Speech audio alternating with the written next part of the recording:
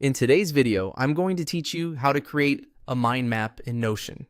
A mind map is a simple visual way to capture ideas, make connections, and plan projects.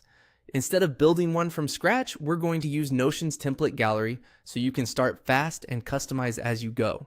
Begin in Notion and look to the very top left of your window. You'll see a small drop-down arrow near your workspace area. Click that to open the workspace menu. This is a quick way to reach core tools without hunting through pages. From that menu, choose Templates.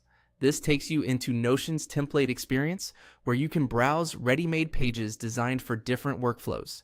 If you land on a general marketplace view, make sure you're actually within the templates section so you're seeing the full gallery rather than individual apps or widgets.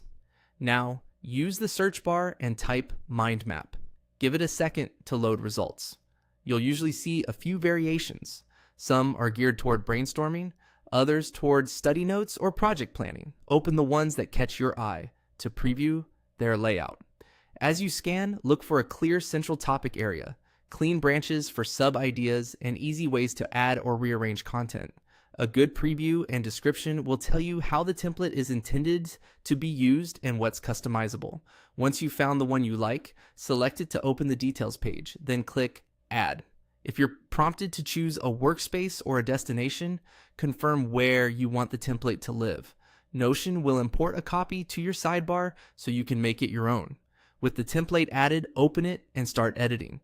Replace any placeholder title with your central idea. From there, add branches for key themes or categories. In Notion, branches can be created with headings, toggles, callouts, or nested blocks. Use whatever feels most readable to you. To keep things organized, apply consistent colors or icons for each branch and use subheadings to break down details.